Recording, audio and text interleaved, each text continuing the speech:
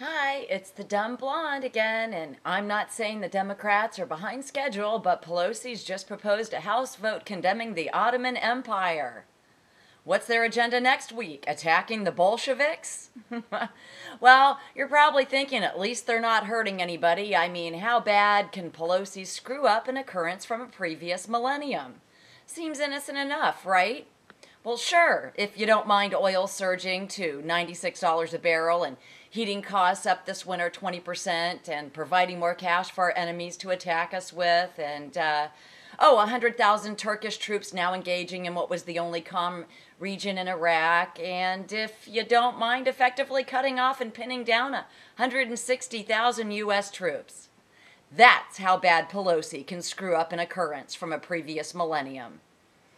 All of this, which according to Pelosi is just fine and dandy with her, more important, we condemn a century-old fallen empire. Accelerating global socio-economic World War III pales in comparison. I mean, after all, those Armenians, well, that was just cruel and apparently completely unlike what we did to the Indians, and by God, according to Pelosi, heads will roll, even if those heads are attached to our U.S. soldiers. You know, those soldiers Pelosi and her hypocritical buddies claim to care so much about. You ask, how will the Ottoman Empire lead to Custer's new last stand in Iraq, dragging the U.S. economy and you along with it? Well, the dumb blonde knows. I want to know Pelosi's excuse.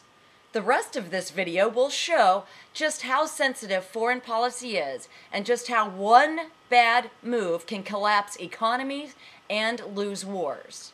Now, why does a dumb blonde know this, but your Speaker of the House does not? How sensitive is foreign policy? Real fucking sensitive. Here's a little background you probably already know, and frighteningly, you probably assumed Pelosi knew these elementary, easy-to-Google facts, since, after all, she is Speaker of the House. That's third in line for the presidency, 2 heartbeats from the president, 1 if Cheney's hunting that day. Now, like Custer, in Iraq, our troops are surrounded by the enemy. We have Iran, Syria, and Jordan, or the Gulf, swimming. Turkey is Iraq's only bordering country allowing the U.S. to use their airspace. Otherwise, we're at the mercy of our carriers in the Gulf for soil to land and take off on. Even the dumb blonde knew this was a geostrategically bad plan before Congress, including the Democrats, voted to go in. You don't have to be Patton to figure out the emergency exit sucks. Turkey by air or foot, or the Gulf by swimming if you can get to a carrier if it's still there. Military guys can see a problem. The rest of you say, yeah, but unlike Custer, we have 2 ways out, Turkey and our carriers. Which would be a less worse thing, except for a few recent developments. Thanks to Pelosi's plan to eliminate our troops' only 2 evacuation routes while crushing our economy and benefiting our enemy.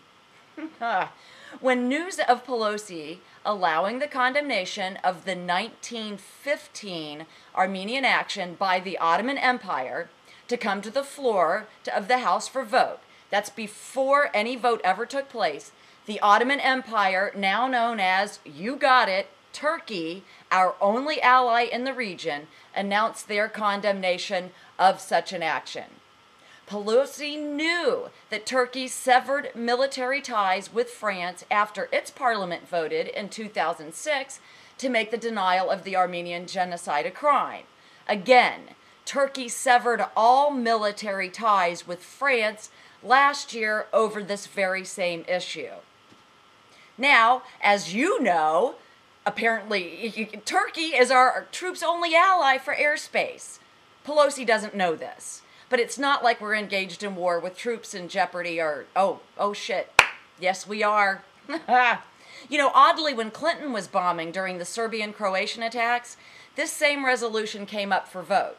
Clinton asked the Republican-controlled Congress to shelve it, since it may inflame a desperately needed ally. Gee, the evil warmonger Republicans agreed and pulled it. Now, when we are fully engaged in war with 160,000 of our troops on the ground, Pelosi thinks this is a good time? Pelosi, without thought or compunction, has degraded the region and undermined our economy with this foolish, unnecessary, uneducated, dangerous decision that a 10th grade civics student wouldn't make, potentially cutting off one of our troops' only 2 emergency exits. Well, immediately following Pelosi's announcement of the Turkish condemnation, Turkey announced their condemnation of such an action and threatened to cut off U.S. use of airspace. Go figure. Then Turkey moved a total of 60,000 troops to the Iraqi border. Well, you're thinking, well, we still have our carriers, right? Follow along. Then, of course, after this, the dollar falls to its lowest level in 30 years on economic concerns that Turkey's threat will cause global economic destabilization, and accordingly, oil reaches a new high of $90 a barrel. The Turkish parliament then gives authorization for 12 months to engage the Kurds in northern Iraq, the only calm region we've had so far. Then Iran announces they can hit 11,000 U.S. targets within 1 minute. In that region, let's see, I'm sure they'd never strike our carriers, though. Well, then suddenly oil reaches a new high of $93 a barrel. Turkey moves 100,000 troops to the Iraq border and begins military incursions and airstrikes. Now the U.S. has to move assets from hotspots in Iraq that's been that's just to keep the border in check. And then the U.S. market falls 400 points, and now oil reaches a new high of $96 a barrel. Yes, Pelosi allowed the Ottoman Empire to jeopardize the already bad situation in Iraq she swore to fix, all because of one stupid thought. Wake up, people. We need to elect intelligent human beings. Our politicians are fools, and the media's worse, for telling our citizens lies and not the truth. For example, 2 days after Pelosi pissed off Turkey, news stories regarding oil prices quit reporting the reason for this recent and continuing spike: Pelosi's condemnation of the Ottoman Empire. Notice how news stories about the increased Turkish military action in northern Iraq has stopped reporting the reason it started: Pelosi's stupid decision. I'm sorry, I'm so pissed. So despite Pelosi's hypocritical cries of supporting and protecting our troops and U.S. citizens, both defensively and economically, rather than doing basic research, Nancy Pelosi decided to collapse the dollar, drive oil up to record highs, and potentially pin down and cut off our troops to condemn an empire out of existence for almost a century. Please, God, let Pelosi be in Iran negotiating if Turkey ever withdraws its airspace, because that means in 1 minute and 11,000 targets later, including our carriers, at least Custer can go down with the troops she allowed to be slaughtered. Boy, would I love a debate with Pelosi.